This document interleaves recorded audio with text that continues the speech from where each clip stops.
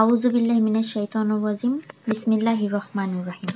আসসালামু আলাইকুম ওয়া রাহমাতুল্লাহ।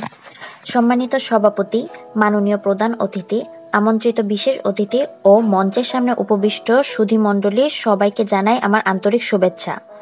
আজকের আলোচ্য বিষয় তারুণ্যের ভাবনায় আগামীর বাংলাদেশ। একটি সুখী সমৃদ্ধি বাংলাদেশ গড়ার স্বপ্নে বিভোর আজকের তরুণেরা। আগামীর বাংলাদেশ হতে হবে দুর্নীতিমুক্ত, ঘুষমুক্ত, চাঁদাবাজি মুক্ত ও স্বাধীন গণতন্ত্র।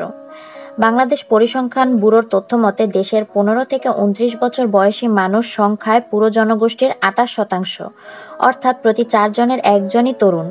এদের একটি বড় অংশ আবার জেনারেশন জেড বা জেনজির সদস্য। অতএব তরুণদের ওপর নির্ভর করছে আগামীর বাংলাদেশ। তারুণ্যের শক্তি কথাটি পূর্ণতা পায় যখন কোনো সমাজের তরুণরা চিন্তা ভাবনায় তরুণ হয়। যারা কখনোই নিজেদের তরুণ বলে পরিচয় দিতে পারে না, তাদের সম্পর্কে কাজী নজরুল ইসলাম বলেছেন, তাদের যৌবনের ঊর্ধ্বের নিচে বার্ধক্যের কঙ্কাল মূর্তি।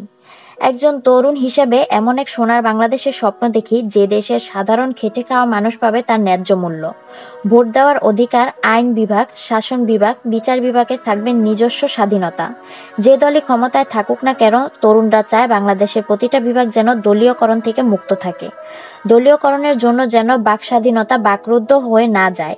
আর এটা তারুণ্যের কাম্য নয়।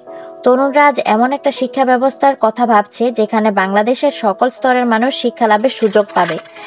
বিশ্ববিদ্যালয়ের কোনো শিক্ষার্থীকেই যেন তার বৈধ সিটের জন্য অন্য কারো দাবিদারি করতে না হয়। শিক্ষাই জাতির মেরুদণ্ড কথাটি আজকের তরুণ সমাজ বিশ্বাস করে না। কারণ আজ যারা বাংলাদেশের দুর্নীতির তালিকায় ঝুলে আছে, তারাও শিক্ষিত। সুতরাং আজকের তরুণ সমাজ বিশ্বাস করে সুশিক্ষাই জাতির মেরুদণ্ড। পরিশেষে বলতে চাই, আজকের তরুণরা চায় নেশামুক্ত, বেকারত্ব মুক্ত, উন্নত চিকিৎসা ব্যবস্থা এবং নারীর প্রতি সহিংসতা মুক্ত একটি সোনার বাংলাদেশ। ধন্যবাদ সম্মানিত বিচারক মণ্ডলী এবং উপস্থিত সবাইকে।